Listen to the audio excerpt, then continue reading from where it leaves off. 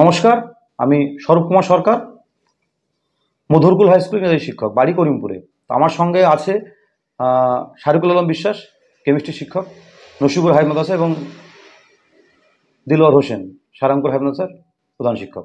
তো আমরা এসেছি, ঘুরতে এসেছি। তার সঙ্গে সঙ্গে অভিক দাস আমার সঙ্গে আছে আর কি। অভিক দাসের পরিচয় নতুন করে দেওয়ার প্রয়োজন অপেক্ষা রাখে না আর কি, ইতিমধ্যেই বিখ্যাত, কারণ উচ্চ মাধ্যমিক পরীক্ষায় পশ্চিমবঙ্গের মধ্যে অভিক দাস প্রথম স্থান অধিকার করেছে, প্রথম স্থান আলিপুরদুয়ার ডিস্ট্রিক্ট থেকে, রাজ্যের মধ্যে প্রথম। আর মাধ্যমিকেও আমি শুনছিলাম আর কি ও ফোর্থ হয়েছিল। তো অভিকের সঙ্গে ডিটেলস আমরা, আমাদের এই উদ্দেশ্য হচ্ছে যে অভিকের পরামর্শ, পরবর্তীকালে তারা 11-12 পড়বে আর কি, তাদের একটু হেল্প করবে। ও আরও কিছুতে চান্স পেয়েছে আর কি, সেগুলো ডিটেলস আমরা জানবো। সাবজেক্ট ওয়াইজ প্রিপারেশন কেমন ছিল, এটাই ভিডিওর বানানোর মেন উদ্দেশ্য। আর অভিকের আমি ইন্টারভিউ দেখেছি আর কি, অভিক খুব ভালো কথা বলে আর কি। তো অভিকের সঙ্গেই আমরা শুরু করি আর কি। তো অভিক, তুমি কত পেয়েছো উচ্চ মাধ্যমিকে? উচ্চ মাধ্যমিকে আমি টোটাল 500 এর মধ্যে 496 পেয়েছি। তোমার কোন স্কুল? আমার ম্যাকুইলিয়াম হায়ার সেকেন্ডারি স্কুল। এটা আলিপুরদুয়ারি একদম শহরের মধ্যে। হ্যাঁ। আর মাধ্যমিকে তুমি ফোর্থ হয়েছিলে? মাধ্যমিকে ফোর্থ হয়েছিলাম। সেটা তুমি কত পেয়েছিলে? 796 পেয়েছিলে? হ্যাঁ। তো তোমার কি কোনো আক্ষেপ ছিল একটুর জন্য টপ 3 তে আসতে পারলেন, এরকম কোনো ছিল আক্ষেপ? রেজাল্ট তো ভালোই হয়েছিল, কিছুটা তো আক্ষেপ ছিলই, যে 1-2-3 হলে আরো ভালো হতো। সেটা একদম পুষে গেছে, হ্যাঁ। এটা তো সুযোগ সাক্ষাৎকার, যে এটা আমার যদিও একটুখানি মনের মধ্যে কোনো ছিল আর কি। আজকে আমরা আসছিলাম, আমাদের একটু চিন্তা অসুবিধা বলি, তো ওকে কিন্তু সবাই চেনে, মানে আলিপুরদুয়ারের গর্ব একদম। মানে আমি যদিও অনেকটা দূরেও জিজ্ঞাসা করেছি, সেও কেউ তোমাকে চিনে আর কি। তো এটা একটা বড় পাওনা আর কি।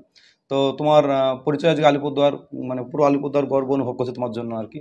তো এই জন্য তোমার মানে অনুভূতিটা কেমন হচ্ছিল আর কি, এখন তো তোমাকে চিনছে, জানছে, আমার ভেতরের ফিলিংসটা কেমন হচ্ছে? ভেতরের ফিলিংস তো মারাত্মক হচ্ছিল, মানে খুব আনন্দিত বোধ করছি।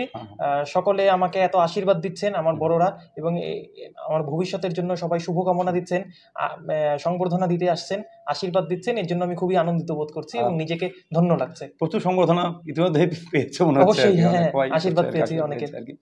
আর যেটা বলছিলাম, আমি মাধ্যমিকে তোমার প্রিপারেশন কেমন ছিল আর কি, তো যদি তুমি একটু প্রেসাইজলি, যদি অনেক দিন হয়ে গেছে আর কি, তো যদি সাবজেক্ট অল্প করে বলো, বাংলা ইংলিশ কেমন ছিল, ল্যাঙ্গুয়েজ, তারপরে সায়েন্স, তারপরে আর্টস বলো, যদি তোমার প্রিপারেশন মাধ্যমিকের ল্যাঙ্গুয়েজটাই বলো, বাংলা ইংলিশ মাধ্যমিকের ক্ষেত্রে, তারপরে এইচএসে পরে আসছে আর কি। মাধ্যমিকের ক্ষেত্রে ল্যাঙ্গুয়েজে, মানে বাংলা এবং ইংলিশে যেটা আমি সবচেয়ে বেশি জোর দিয়েছি সেটা হচ্ছে টেক্সট বই ভালো মতো ফলো করে, রেফারেন্স বইয়ের থেকে, একাধিক রেফারেন্স বইয়ের থেকে একটা প্রশ্ন কিভাবে সুন্দর ল্যাঙ্গুয়েজে, বাংলাই হোক বা ইংলিশই হোক, গুছিয়ে বিভিন্ন রকম নতুন শব্দ ব্যবহার করে কি করে সুন্দরভাবে সেটাকে উপস্থাপন করা যায় পরীক্ষার খাতায়, সেটার উপর জোর দিয়েছি। সেটাকে তুমি নিজে নোট ডাউন করতে, না মাথায় থাকতো? মাথায় থাকতো, আমি সবসময় মাথায় রাখার চেষ্টা করতাম। নোট ডাউন খুব কম করেছি? নোট ডাউন খুব কমই করেছি।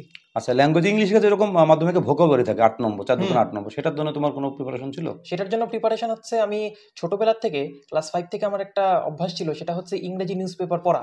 আমি এখন ক্লাস 5 থেকে এখনো পড়ি রোজ দিন। কোন নিউজ পেপার পড়ো? আমি আগে টেলিগ্রাফ পড়তাম, এখন টাইমস অফ ইন্ডিয়া পড়ি। খুব ভালো। এডিটোরিয়াল কলাম পড়ো? এডিটোরিয়াল কলামই সবচেয়ে বেশি পড়ি, এবং খুব ভালো লাগছে, এবং হ্যাঁ, কারণ এডিটোরিয়াল কলাম বোঝার মানে ব্যাপার আছে, কিন্তু ওর ভাষা, ওর যে থিঙ্কিং গুলো, সেগুলো কিন্তু বোঝার ব্যাপার আছে। তুমি এটা 5 থেকে অভ্যাস ছিল, আমার ভালো লাগলো। আমি কেন এক্সাইটেড হচ্ছি, আমি একটু অল্প টাইমস অফ ইন্ডিয়া পড়ি আর কি, কিন্তু এডিটোরিয়াল কলামের সমস্ত ভালো ভালো লেখক লেখে আর কি, সেখানে তাদের কলাম বোঝার মতো কিন্তু দক্ষতা দরকার আর কি, বা ওই ভাষা থটটা আর কি। তুমি এই অভ্যাস 5 থেকেই? ক্লাস 5 থেকেই। তোমাকে কেউ বলেছিল না তুমি নিজের ইচ্ছে থেকে পড়তে ভালো লাগতো? আমার তৎকালীন প্রাইমারি স্কুলের যিনি মাস্টার মশাই, নকুল মন্ডল স্যার, তিনি আমাকে বিশেষভাবে উপদেশ দিয়েছিলেন, এবং তখন থেকে আমি পড়া শুরু করি। আমার বাবা এনে দেন পেপার। তো এটা তোমার অনেকটা হেল্প হয়েছে না? অনেকটা হেল্প হয়েছে, এবং ভোকাবুলারি পারতপক্ষে তখন আনকমন পড়েনি এই জন্যই, কারণ প্রচুর স্টক অফ ওয়ার্ড বৃদ্ধি পায়। সেগুলো তুমি ডায়েরিতে নোট ডাউন করেছিলে? না, সবসময় মাথায় রাখতাম। মাথায় রাখতাম। এটা তো অদ্ভুত ব্যাপার, সবাই নোট ডাউন করে মাথায় রাখতে, এতদিনই মাথায় থাকতো, বেশ ভালোই বলতে হবে তোমাকে আর কি। আসলে আমার ছোটবেলা থেকে অভ্যাস ছিল কোনো কিছু নোট ডাউন না করে যতটা সম্ভব মাথায় রাখা যায়, সেই কারণে এটা অভ্যাসে পরিণত হয়ে গেছে। আচ্ছা, রাইটিং এর জন্য তুমি স্পেশাল, যদি ইংলিশ রাইটিং এর ক্ষেত্রে? ইংলিশ রাইটিং এর ক্ষেত্রে আমার যিনি ইংলিশ মাস্টার মশাই, তিনি আমাকে বিশেষভাবে সাহায্য করেছেন। যেমন হচ্ছে বিভিন্ন রকম নতুন ওয়ার্ড, একটা বাংলা শব্দ, তার জন্য ধরুন 4-5টা অন্তত ইংলিশ প্রতিশব্দ আমার কাছে থাকতো, যাতে আমি বিভিন্ন সিচুয়েশনে যেটা সবচেয়ে বেশি উপযোগী মনে হচ্ছে সেটা ইউজ করতে পারি। শুধুমাত্র তাই নয়, যাতে খাতাটা সুন্দরভাবে ফুটে ওঠে, তার জন্য বারবার প্র্যাকটিস করেছি, এই জন্যই যাতে পরীক্ষার খাতায় ইংরেজিতে একটাও কাটাছেঁড়া না হয়। এরকম করে প্র্যাকটিস করেছিলে? হ্যাঁ, এবং নিজে লেখা? নিজে লেখা, এবং মানে কমন আনকমন রাইটিং না পড়ে মেন যেটা জোর দিয়েছি রাইটিং দক্ষতা বাড়ানোর উপর, অর্থাৎ যা খুশি রাইটিং। এই জোরটা কোন ক্লাস থেকে শুরু হয়েছে তোমার, মানে এই যে এটা একদম 5 6 7 8 থেকে? হ্যাঁ হ্যাঁ হ্যাঁ, এই জোরটা আমি ছোটবেলা থেকেই জোর দিয়েছি, এবং ছোটবেলাতেই আমি বিভিন্ন এসে কম্পিটিশনে অংশগ্রহণ করতাম নিয়মিত।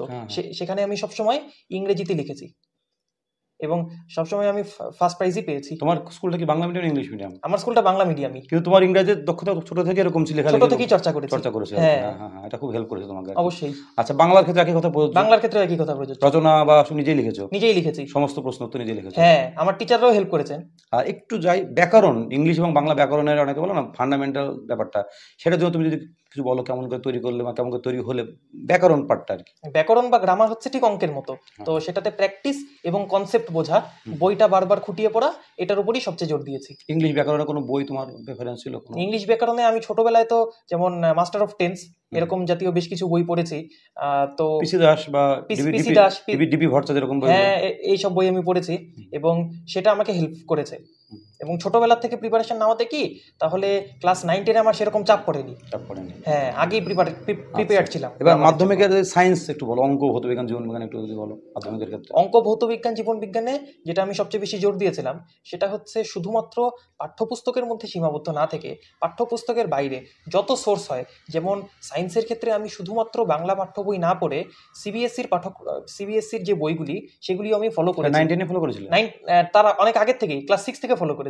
হ্যাঁ অবশ্যই, এনসিইআরটি বইগুলো ফলো করেছিলাম, এনসিইআরটির বইগুলি ফলো করেছি পাশাপাশি। এটা খুব ভালো একটা ব্যাপার আর কি, তাহলে ইনফরমেশনটা অনেক বৃদ্ধি পাচ্ছে আমার কাছে, দুটো ল্যাঙ্গুয়েজ সমান হয়ে যাচ্ছে, এটা কিন্তু সত্যি। আমি অনেকে এটা যারা পারে এটা কিন্তু সত্যি এই প্রচেষ্টাগুলো তোমাকে কিন্তু আজকে প্রথমত সাহায্য করেছে। এই যে প্রিপারেশনটা অনেক দিন থেকে ছিল দুটো ল্যাঙ্গুয়েজে, এই সায়েন্সটাকে পড়া, এটা তোমার আমার মনে হয় অনেকটা জ্ঞান বৃদ্ধি করেছে আর কি। অবশ্যই, এটা একদম 6 থেকে, সেটা 6 থেকে, হ্যাঁ, 6 থেকে কনসেপ্টটা একদম পুরো ক্লিয়ার হয়ে গেছে। এবং এই যে তোমাকে ইংলিশে হেল্প করলো কে, ইংলিশ ল্যাঙ্গুয়েজে বুঝতে হেল্প করলো কে?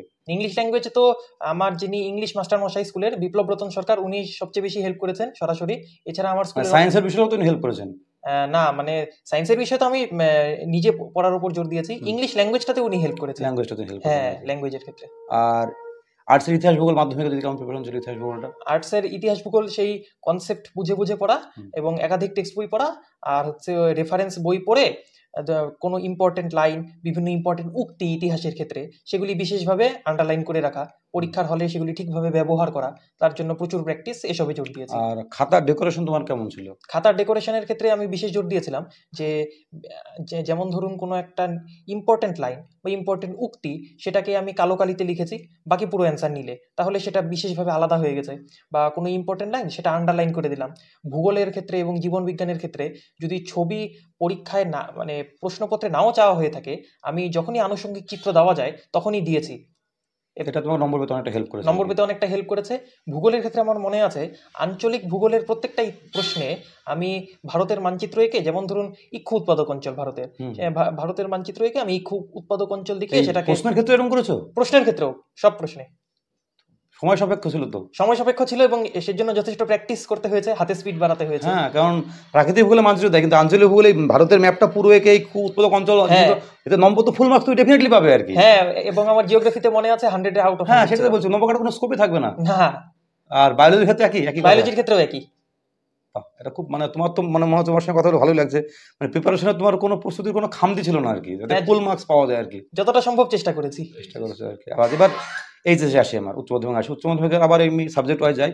আর সায়েন্সটা সাইরগুলো জিজ্ঞেস করবে, তো আর্টসের বাংলাটা তুমি যদি বলো, স্পেসিফিক বাংলা প্রিপারেশনটা বলো, ইংলিশে বলতে পারে বাংলাটা। স্পেসিফিক বাংলা বলতেও মাধ্যমিকের প্রিপারেশনটাকে আরো এক্সটেন্ড করেছি। সেটা হচ্ছে এইবার স্টাইলিং এ আগের বারের চেয়ে একটু বেশি জোর দিয়েছি, যে প্রশ্ন সুন্দরভাবে উপস্থাপন করা, তারপরে হচ্ছে ইম্পর্টেন্ট লাইনগুলি কালোতে লেখা, আন্ডারলাইন করে দেওয়া, আর হচ্ছে যেটা আমাদের শিল্প সংস্কৃতির ইতিহাস হয় বাংলাতে, সেটাকে বিশেষ মনোযোগ দিয়ে পড়েছি। আর টেক্সট বইয়ের উপর সবচেয়ে বেশি জোর দিয়েছি। রচনাটা একই, তোমার অভ্যাস তো ছিল নিজে লেখা? রচনাটা ছিল অভ্যাস, এর জন্য অসুবিধা হয়নি। এবার ইংরেজির ক্ষেত্রে একই কথা বলবো? ইংরেজির ক্ষেত্রে একই ভাবে। ইংরেজি তো একটা টেক্সট বলি, যেমন strong roots, thank you ma'am বা 3 কোশ্চেন, এই টেক্সটের যে ঘটনাগুলো আর কি, সেগুলো তোমাকে একটু হলেও প্রভাবিত করেছে? হ্যাঁ, অবশ্যই। যেমন আব্দুল কালামের যে লেখাগুলো ছিল, আব্দুল কালামের লেখা স্ট্রং রুট যেটা ছিল, কিংবা হচ্ছে 3 কোশ্চেন নাও যেটা ছিল, ওইটা কি নাও কি তোমার জীবনে কোনো প্রভাব পড়েছে? নাও এর ঘটনা যে এই বর্তমান মুহূর্তে সবথেকে কাজে লাগাবে? অবশ্যই, এটা তো একটা জীবনের পক্ষে শিক্ষা। এইটা একটু যদি তুমি বলো আর কি, এটা জাস্ট একটু ব্যাখ্যা করো যে নাওটা তোমার কেমন, তুমি কেমন নাওটা কাজে লেগেছো আর কি। না, আমি সবসময় চেষ্টা করেছি, সেটা হচ্ছে মানে 3 কোশ্চেন্সের থেকে যে শিক্ষাটা সবচেয়ে বড় পেয়েছি সেটা হচ্ছে অতীতে কোনো যদি ভুল করে থাকি তাহলে সেটা নিয়ে খুব বেশি মন খারাপ না করে সেটার থেকে শিক্ষা নিয়ে আমি বর্তমানে কিভাবে সেটাকে কাজে একদম লাগাচ্ছি পুরোপুরি ফোকাস দেওয়া যায় আর কি। সেটাকে পুরোপুরি ফোকাস দেওয়া দরকার এবং এবং ভবিষ্যতের ফল সম্পর্কে চিন্তা না করে আমি যদি বর্তমানটাকে কাজে লাগানোর চেষ্টা করি তাহলেই সবচেয়ে ভালো হয়। সব থেকে ভালো হয়। আর তোমার বাবার সঙ্গে কথা বলছিলাম যে অনেকের ব্লেসিংস তোমার উপরে আছে আর কি, সেখানে কিন্তু থ্যাংক ইউ ম্যামের যে গ্র্যাটিটিউড, কৃতজ্ঞতা জানানো মানুষকে আর কি, তবে কিন্তু ব্লেসিংসটা পাওয়া যায় আর কি। অবশ্যই। তো সেই ব্যাপারে তুমি যদি কিছু বলো যে গ্র্যাটিটিউড তোমার জীবনে কেমন আছে, তুমি গ্র্যাটিটিউড জানাও কাউকে, ধন্যবাদ জানাও মানে অবশ্যই ঈশ্বরকে? আমাকে যারা হচ্ছে আমাকে অনেক মানে আমার বাবা মা সবচেয়ে বেশি, আমার শিক্ষক শিক্ষিকা, স্কুলের শিক্ষক শিক্ষিকা, গৃহশিক্ষক সবাই আমাকে মারাত্মক হেল্প করেছেন এবং তাদের সবার কাছেই আমি আমার গ্র্যাটিটিউড জানাই আর কি। আচ্ছা, এবার সায়েন্সের বিষয়গুলো তুমি জিজ্ঞাসা করো। সায়েন্সের তুমি ম্যাথ, যেহেতু তুমি আইটি যেই মেইন সবই দিয়েছো, নিটও দিয়েছো, অবশ্যই তারপরে ম্যাথ এবং বায়োলজি ব্যালেন্সটা কিভাবে করেছো, মানে দুটো সমান? ব্যালেন্স করার জন্য যেটা আমি সবচেয়ে বেশি করেছিলাম সেটা হচ্ছে আমি ক্লাস 11-এ ওঠার আগেই ক্লাস 10-এ থাকতে ক্লাস 11-এর সিলেবাস কমপ্লিট করে ফেলেছিলাম এবং এটাই সবচেয়ে বেশি হেল্পফুল করেছে 1 বছর আগে করার জন্য, এবং ক্লাস 11-এ থাকতে ক্লাস 12-এর সিলেবাস কমপ্লিটেড। আচ্ছা আচ্ছা। আর সিলেবাসে এনসিইআরটি বই পুরোটাই অবশ্যই কভার করেছো? এমনকি ক্লাস 11-12-এ আমি বাংলা বই যতটা না পড়েছি তার থেকে এনসিইআরটি বই কয়েক গুণ বেশি পড়েছি। আবার দিয়ে কোনো ইংরেজি রেফারেন্স বই অবশ্যই কাজে লেগেছে, যেমন কি বলে ফিজিক্স, ম্যাথ এবং কেমিস্ট্রি, 3টা সাবজেক্টেই যেই অ্যাডভান্সডের জন্য সেনগেজের যে সিরিজ হয় পুরোটা সলভ করেছি। ম্যাথমেটিক্সের ক্ষেত্রে আরও এক্সট্রা বই, যেমন বালাজি পাবলিকেশনের যে ব্ল্যাক বুক আছে সেটা সলভ করেছি। কেমিস্ট্রির ক্ষেত্রে MS চৌহানের অর্গানিক কেমিস্ট্রি বই, আর পিয়ারসনের যে হচ্ছে ফিজিক্যাল কেমিস্ট্রির বই সেটা সলভ করেছি। ফিজিক্সের ক্ষেত্রে সেনগেজ ছাড়াও HC বর্মা যে কনসেপ্ট অফ ফিজিক্স, দুটো ভলিউমই সলভ পড়েছি পুরো। আর ইরোডভ অবশ্যই সলভ করেছি। আর 3টা সাবজেক্টেই আরিহান্তের যে past 43 years question bank IIT JEE পুরোটা সলভ করেছি, JEE মেন্স IIT JEE। আর নিটের ক্ষেত্রে বায়োলজির জন্য যেই সবচেয়ে বেশি তো NCERT লাগে, আর সলভ করার জন্য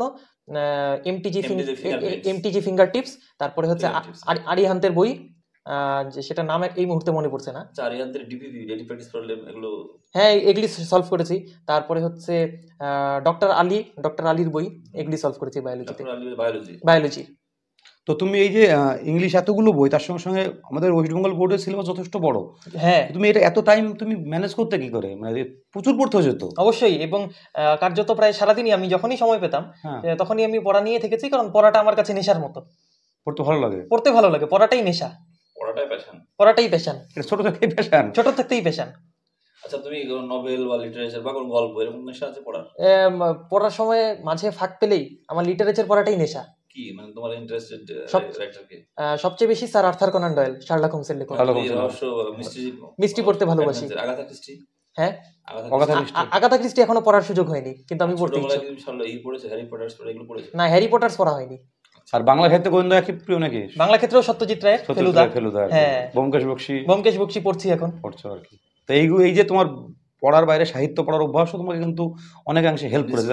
অবশ্যই এনরিচ করেছে আর কি। এগুলো মানে অভিজ্ঞতা তো খুবই উদ্দীপ্ত কথাবার্তা আর কি, এবং ওর প্রিপারেশনটা খুবই ভালো, মানে বোঝা যাচ্ছে ওর কোনো খামতি ছিল না আর কি। প্রচুর তুমি পড়েছো, তোমার মানে স্কুল এবং গৃহশিক্ষা তোমার পড়া প্রায় সারাদিনই পড়া হয়ে যেত না? অবশ্যই, হ্যাঁ, প্রায় সারাদিন। তুমি তো বললে নিট ভালো দিয়েছো, 703 অলরেডি, 705 এস্টিমেটেড নাম্বার, আর তুমি অ্যাডভান্স দিয়ে আসলে। অবশ্যই। তুমি মেডিকেল লাইনে যাবে? না, মেডিকেল লাইনে যেতে আমি ইচ্ছুক না। নিট আমি অন্য কারণে দিয়েছি, সেটা হচ্ছে যে আমি পড়তে সবসময় ইচ্ছুক হচ্ছে IISc Bangalore, the best research institute of India. ওখানে সাবজেক্ট কি পড়বে? ওখানে সাবজেক্ট পড়ার ইচ্ছে ফিজিক্স, যেহেতু আমি অ্যাস্ট্রোফিজিক্স নিয়ে ইন্টারেস্টেড। এইটা একটু দর্শকদের তুমি বলো যে নিটে কিন্তু যে পরীক্ষা দিয়েছে ওর যে মানে নাম্বার যেটা প্রজেক্টে সম্ভাব্য 705 মানে ও কিন্তু 705 যদি প্রফেশনাল অনুযায়ী, হ্যাঁ, তাহলে কিন্তু একদম ভালো মেডিকেল কলেজে চান্স পাবে এবং এমসিও পেতে পারে আর কি। দারুণ মার্ক, 705 মানে অনেক ভালো মার্ক। সেটা সত্ত্বেও কিন্তু অন্য জায়গায় যেতে যাচ্ছে, সেটা তুমি ডিটেইলসে বলো, কোথায় তুমি চান্স পেয়েছো আর কি, কিভাবে পেলে আর কি? Indian institute of science, IISc Bangalore, ভারতের যেটা সেরা রিসার্চ ইনস্টিটিউট, সেখানে আমি পড়তে ইচ্ছুক ছোটবেলা থেকেই, কারণ যেহেতু আমি অ্যাস্ট্রোফিজিসিস্ট হতে চাই ভবিষ্যতে, তো সেখানে আমি ফিজিক্স নিয়ে পড়তে ইচ্ছুক। এইবার সেটার অ্যাডমিশন প্রসেসটা একটু বলি। সেখানে ইউজি লেভেলে 4টা গেটওয়ে দিয়ে অ্যাডমিশন নেওয়া হয়। 4টা গেটওয়ে আছে অল ইন্ডিয়া পরীক্ষা, JEE mains, JEE advanced, NEET UG আর হচ্ছে আইজার অ্যাপটিটিউড টেস্ট আইএটি। তো আমি দেখলাম যে 4টা গেটওয়ে দিয়ে যেহেতু নেওয়া হয়, সেই কারণে আমি যদি 4টা পরীক্ষার প্রিপারেশনই নেই তাহলে আমার চান্স সবচেয়ে বেশি, প্রবাবিলিটি বেড়ে যাবে। এবং সেই জন্যই আমি নিট এবং জেই অ্যাডভান্স দুটো একসাথে প্রিপারেশন নিয়েছি, এটাই একমাত্র কারণ। এবং জেই মেন্সে আমার 99.98% এসেছে, অল ইন্ডিয়া 454 র্যাঙ্ক আনরিজার্ভ ক্যাটাগরিতে। এবং তার জন্যই মানে রাউন্ড 1-এই জেই মেন্স দিয়ে আমার আইএসসি অফার লেটার পেয়ে গেছি, এখন সামনেই যাওয়া কনফার্ম হয়ে গেছে, এখন ফর্মালিটিস। আর তুমি যে রিসেন্ট তোমার বাবা বলছেন যে যেই অ্যাডভান্স যেটা 26 তারিখে পড়েছে, সেটা কেমন পরীক্ষা হয়েছে? সেটাও দারুণ হয়েছে। সেখানে তোমার একটা কিছু একটা ভালো কিছু হবে অবশ্যই, হ্যাঁ ভালো কিছু হবে। ভালো র্যাঙ্ক হলে তুমি আইআইটিসি যাবে না? না, সবগুলো এতগুলো প্রিপারেশন করা হলো, কিন্তু অনেক বেশি প্রিপারেশনটা খুব ভালো হয়েছে আর কি। অবশ্যই হ্যাঁ, মানে সব রকম পরীক্ষাগুলো তোমার একদম টেস্ট করা হলো যে আমি যোগ্য কিনা, এবং সবকিছুতে মানে ওটাই অভিজ্ঞ বলছে, অভিজ্ঞের সাক্ষাৎকারের জন্য খুবই আগ্রহী ছিলাম, বাবার সঙ্গে কথা হয়েছে বেশ কয়েকবার আর কি। ও কিন্তু সবগুলোতে যোগ্য, ও যে কোনো একটাই গেলেই কিন্তু সফল। 700-র উপরে নিটে পাওয়া, এর যেটা পেলে সেটা তো একদম টপ লেভেলে ইউজিতে পাই আর কি, যেটা ব্যাঙ্গালোরে যেটা পেলে, অথবা তোমার ওই যে অ্যাডভান্স, এটাও কিন্তু অনেকের স্বপ্ন থাকে, একটা হয়তো ফোকাস করে অনেকে, ও সবগুলো দিয়ে নিজেকে পরীক্ষা করেছে, সবগুলোতেই সফল আর কি। তো তোমার এই এবার যারা ধরো পরে খাটছে আর কি, এই সব এতগুলোর ব্যালেন্স করা কিন্তু খুব মুশকিল। 3টে বোর্ডের পরীক্ষা তুমি ফার্স্ট হয়েছো, এটা বড় ব্যাপার।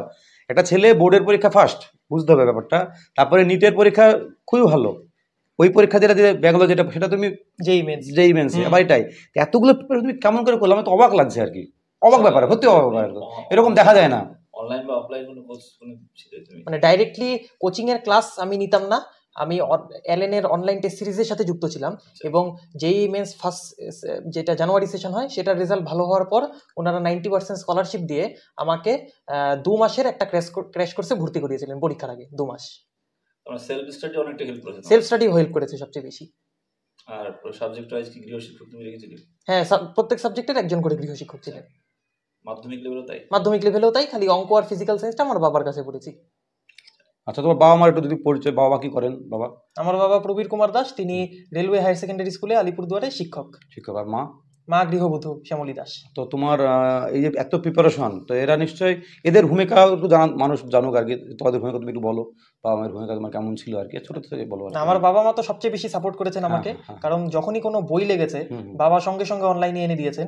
আর মানে পড়াশোনার জন্য যে একটা কাম এনভায়রনমেন্ট লাগে, কাম এন্ড কুল এনভায়রনমেন্ট, সেটা আমাকে খুব ভালোভাবে প্রোভাইড করেছেন। এবং তারা আমার জন্য প্রচুর স্যাক্রিফাইস করেছেন, এটা আমি নিজের চোখের সামনে দেখেছি, এবং তাদের কাছে আমি খুব কৃতজ্ঞ এর জন্য।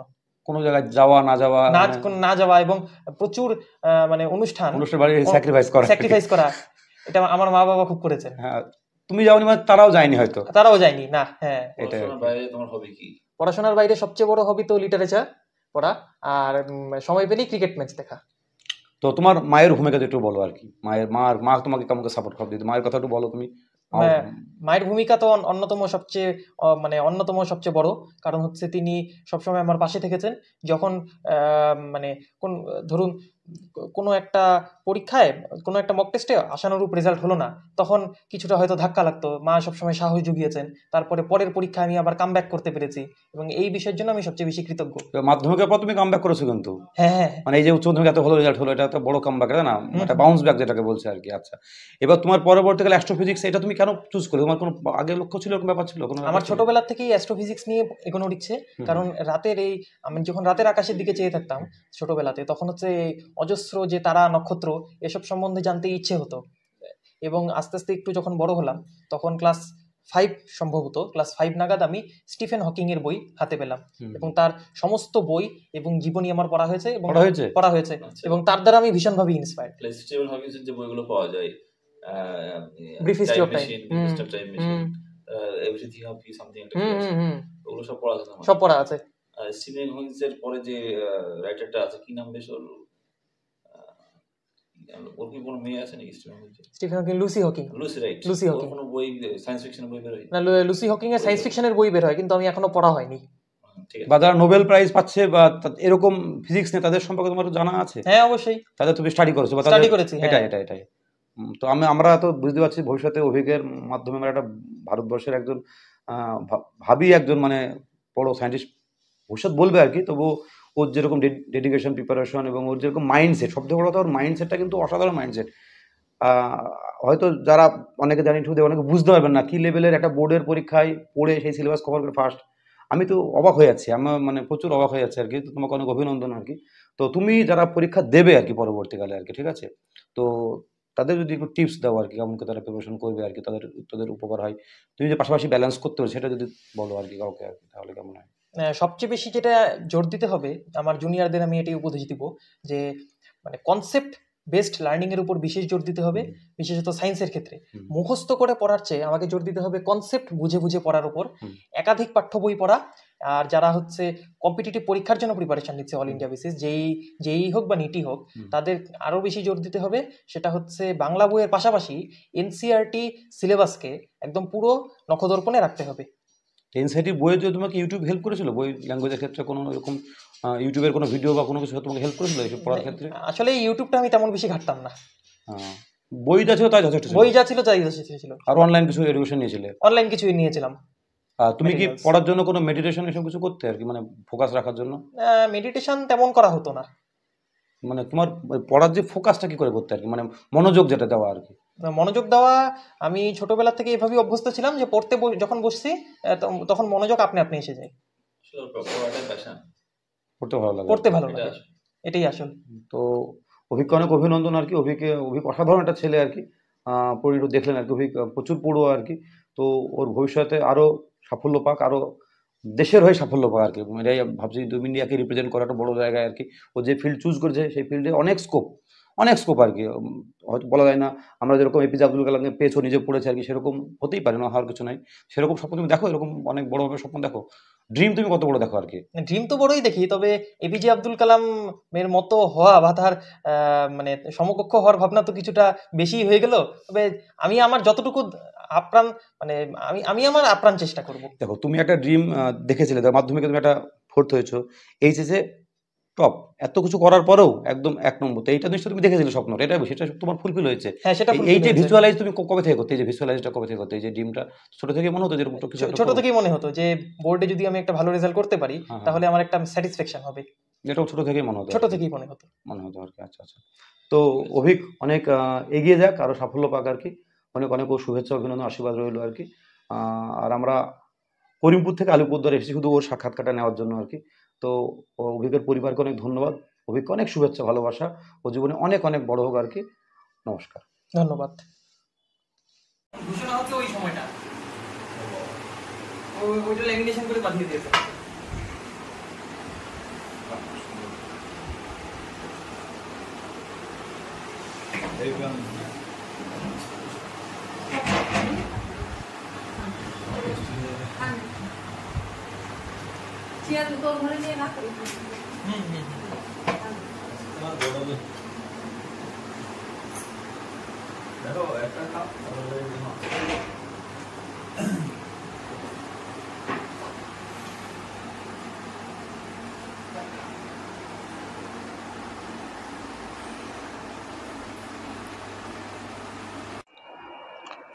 নমস্কার, আমি স্বরূপ কুমার সরকার, মধুরকুল হাই স্কুল ইংরেজি শিক্ষক।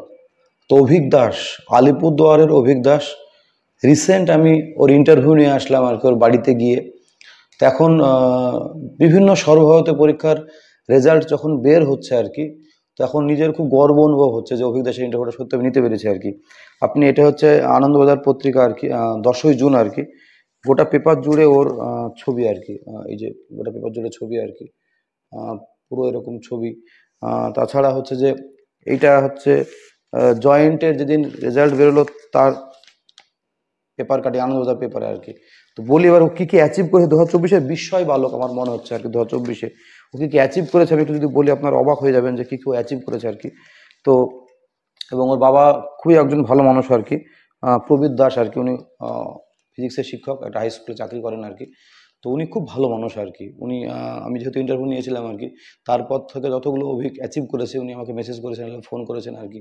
এবং গতকালকে উনি ফোন করেছিলেন যে কোটাতে কি সেলিব্রেশন হচ্ছে আর কি। এলএনের উনি অনলাইন কোচিং নিয়েছিল আর কি। তো কি পরিমাণ সেলিব্রেশন করছে, ওখানে ছবি তোলা ভিডিওগুলো রিলসগুলো বেরোচ্ছে আর কি, দেখতেই পাবেন আর কি। তো গর্ব হচ্ছে যে পশ্চিমবঙ্গের একটা ছেলে আলিপুরদুয়ার মতো জায়গায় থেকে এরকম রেজাল্ট করে এবং কিন্তু নিজেকে তৈরি করেছিল। দাদু ম্যাথের শিক্ষক ছিল আর কি, দাদুর সঙ্গে কথা হয়েছে আমাদের আর কি। ছোটো থেকেই পড়ার নেশা ছিল আর কি, ছোটো থেকে পড়তে খুব ভালোবাসতো। ওর মন খারাপ সব কিছুতেই ওনার পড়াশোনা আর কি, পড়াশোনা ছাড়া কিছু বলতো না। এবং নিচু, সব থেকে বড় ব্যাপার হচ্ছে ও নিচু ক্লাস থেকে মানে সেইটা পড়া শেষ করে উঁচু ক্লাসের বই পড়তো। হয়তো 5-এ ক্লাস 9-এর বই পড়ে ফেলেছে, 7-এ যখন পড়ছে হয়তো 9, 10, 11, 12 বই ধরেছে আর কি, এরকম ও করতো। ওর বাবা বলছিল যে হয়তো বই একরকম করা আছে, ও নিজের উদ্যোগে নিজের চেষ্টায় 5-6 রকম ট্রাই করতো আর কি। তারপরে মার্কস যেরকম পেতো, ওর একটা কনসেপ্ট আস্তে আস্তে ক্লিয়ার হচ্ছিল এবং কনফিডেন্সটা বাড়ছিল আর কি। আমি একটা উদাহরণ দিই কী কী অ্যাচিভ করেছে। মাধ্যমিক পরীক্ষায় ও 4th হয়েছিল পশ্চিমবঙ্গের মধ্যে, আর এবছর এই 24-এর উচ্চ মাধ্যমিক পরীক্ষায় গোটা পশ্চিমবঙ্গে ও ফার্স্ট হয়েছে আর কি, অভিক দাস আলিপুরদুয়ারের। সবাই জানি আমরা এটা, খবরের সূত্রে, বিভিন্ন ইন্টারভিউর সূত্রে আর কি। তারপরে যেটা হলো, সর্বভারতীয় পরীক্ষা অনেকগুলো হয় আর কি। যেমন আমি বলি, যেমন হচ্ছে JEE, joint entrance exam means, তাতে ও র্যাঙ্ক করেছিল আর কি। মেন্সের আমি র্যাঙ্কটা বলি আর কি, মেন্সের র্যাঙ্ক করেছিল 454 অল ইন্ডিয়া বেসিসে, ভাবতে হবে কিন্তু এটা। এবং এটা খুব এই সমস্ত সর্বভারতীয় পরীক্ষাগুলো কিন্তু খুব টাফ হয় আর কি। ও কিন্তু পশ্চিমবঙ্গে ফার্স্ট উচ্চ মাধ্যমিকে, তো সেখানে 99% মার্কস পেয়েও বর্তমানে যেটা চান্স পেয়ে, যেটা পড়ার ইচ্ছা আর কি, সেটা হচ্ছে অ্যাস্ট্রোফিজিক্স নিয়ে Indian institute of science, IISc বলছে বেঙ্গালুরু, বা ব্যাঙ্গালোর আগেকার নাম আর কি। সেখানে ও পড়বে অ্যাস্ট্রোফিজিক্স নিয়ে আর কি। তো একটা কথা দেখছিলাম যারা ওরা অ্যাড করছে আর কি, বলছে যে এই যে অ্যাডটাই দেখছিলাম আর কি, যে not just the sky, I am aiming for the stars. তো এই মহাকাশ নিয়ে গবেষণা করতে যে অভিজ্ঞ আর কি, খুব ভালো ছেলে, খুব পড়ুয়া ছেলে, আন্তরিক ব্যবহার, সব কিছু ভালো আর কি। ওর অ্যাচিভমেন্টে আসে, আমি চলে গেলাম অন্য প্রসঙ্গে আর কি। তো সেই মেনে 454 র্যাঙ্ক করে ও বর্তমানে পড়ছে। তারপরে ও শখের পরীক্ষা দিয়েছিল, কি দিয়েছিল? নিট, নিজেকে টেস্ট করার জন্য যে সর্বভারতীয় পরীক্ষায় আমি কোন জায়গায় দাঁড়িয়ে আছি। নিট হচ্ছে সকলে জানি আমরা সর্বভারতীয় ডাক্তারি পরীক্ষা আর কি, নিট। সেই পরীক্ষায় ও, যদিও এবছর সমস্যা, তবু অভিক দাসের মনে কোনো প্রশ্ন নয়, 720-র মধ্যে 705 পেয়েছে আর কি। এবং তার অল ইন্ডিয়া র্যাঙ্ক হচ্ছে 1341। এখনও কোনো ভালো মেডিকেল কলেজেও চান্স পেয়ে যেত আর কি, যদি ডাক্তার নিয়ে পড়তো। শখে পরীক্ষা দিয়েছিল নিট পরীক্ষাটা, 700 তোলায় খুব কঠিন ব্যাপার, কিন্তু সেখানে 705 পেয়েছে আর কি 720-র মধ্যে। গেল নিট, গেল। এবার JEE অ্যাডভান্স, খুব কঠিন পরীক্ষা।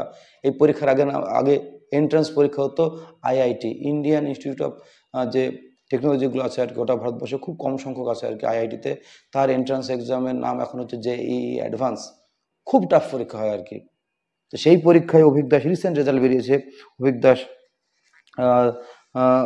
300, 350 পেয়েছে, 69 অল ইন্ডিয়া র্যাঙ্ক, খুব ভালো র্যাঙ্ক। যারা জানে তারা জানে কতটা টাফ পরীক্ষাটা হয়। অল ইন্ডিয়া র্যাঙ্ক করেছে 69 JEE অ্যাডভান্সে। আর তার পাশাপাশি ওয়েস্ট বেঙ্গল জয়েন্ট এন্ট্রান্স, সেই পরীক্ষাটা ওর পেপারে দেখছিলাম আর কি। ও জাস্ট একটু শখের বসে নিজেকে টেস্ট করার জন্য মহড়া হিসেবে ওয়েস্ট বেঙ্গল জয়েন্ট এন্ট্রান্স দিয়েছিল আর কি। সেখানে ও র্যাঙ্ক করেছে 7th। তাহলে একটা ছেলে 2024-এ কতটা প্রিপেয়ার্ড ছিল আর কি, যে এইরকম পরপর র্যাঙ্ক। আমি একটু জাস্ট সাম আপ করে দিই। মাধ্যমিকের 4th, উচ্চ মাধ্যমিকে ওয়েস্ট বেঙ্গলে ফার্স্ট র্যাঙ্ক, JEE মেনে 454 র্যাঙ্ক, 99% পেয়ে চান্স পেয়ে গেছে। নিট পরীক্ষায় 720-র মধ্যে 705। JEE অ্যাডভান্সে অল ইন্ডিয়া র্যাঙ্ক 16, যেটা খুব ভালো র্যাঙ্ক, অল ইন্ডিয়া 16, যে কোনো আইটিতেও ভালো জায়গায় চান্স পেয়ে যেত আর কি। ওয়েস্ট বেঙ্গল জয়েন্ট এন্ট্রান্সে এটা 7th র্যাঙ্ক। কতটা অ্যাচিভমেন্ট আপনি ভাবুন, যে একটা ছেলে কতটা নিজেকে তৈরি করেছিল, যে এরকম সর্বভারতীয় এবং রাজ্য স্তরের পরীক্ষায়ও টপ র্যাঙ্ক করছে আর কি। রাজ্য স্তরের মধ্যে টপে বা টপ 10-এ চলে আসছে আর কি, আর অল ইন্ডিয়ার মধ্যে একটা ভালো জায়গায় চলে এসছে আর কি। এটাই আমার কথা। প্রচুর পড়ুয়া ছিল, প্রচুর পড়তো, অভিক দাসের বিষয়। ওর কথা বলছিলাম, ঈশ্বর প্রদত্ত কবিতার সঙ্গে কঠোর পরিশ্রম। ওর সমস্তটা যেন পড়াশোনার কিছুই বুঝতো না আর কি।